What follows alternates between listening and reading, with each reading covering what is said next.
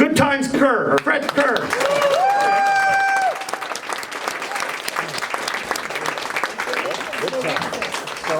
Thanks, Steve.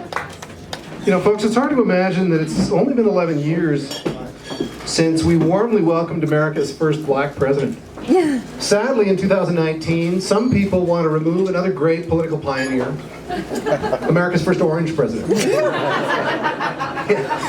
Pretty obvious that in the United States they still have a bit of a problem with racism. And even clear that orange is not the new black. Oh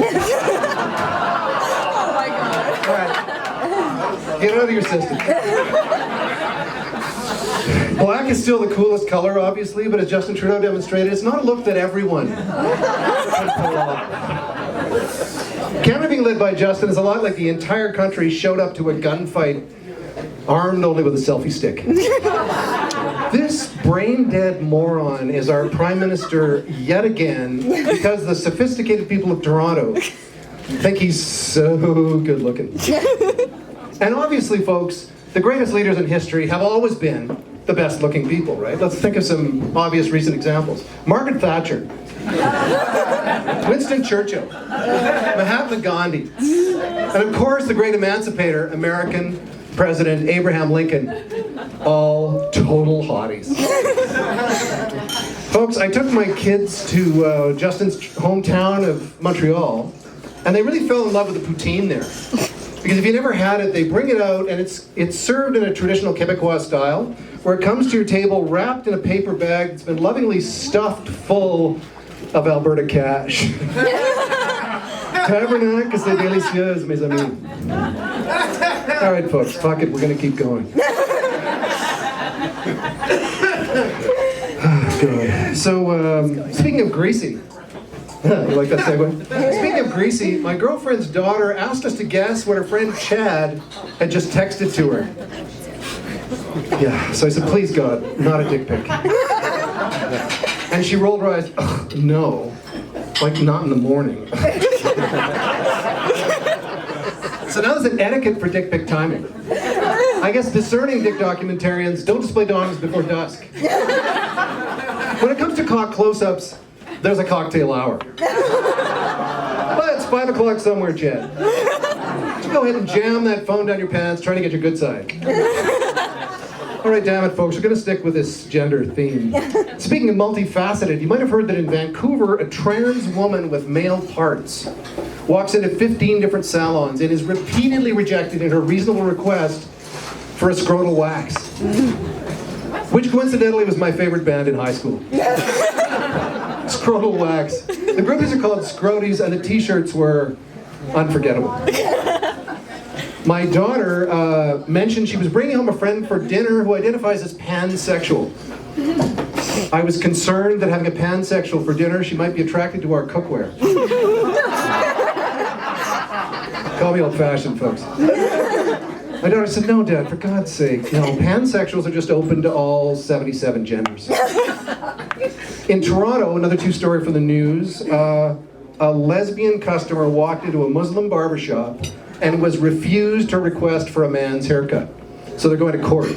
Now, folks, I have no idea how this whole thing's going to end, but I'm just reminded, it's very wise words my mama told me. She said, son, when the chips are down, never bet against an angry lesbian. All right, folks, fuck it, I'm going to keep going.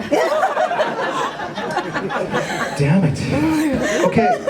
A famous feminist play called The Vagina Monologues has been banned on college campuses for excluding women who don't have vaginas. I'm going to say that again. 20 years ago, a woman writes an award-winning play about vaginas, and it's now banned allegedly for dissing women who don't have them. I'm no statistician, folks. I assumed women without vaginas had to be a pretty small group. A tight demographic, if you were.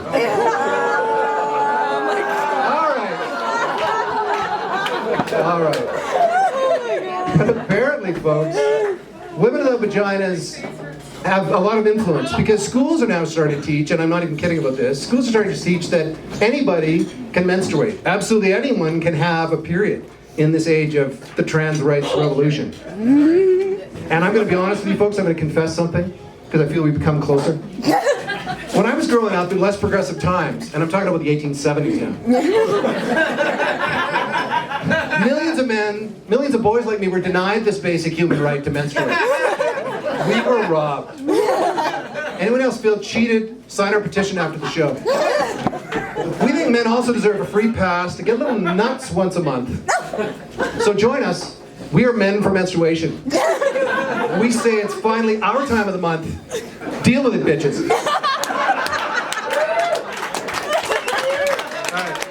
All right, thank you for that.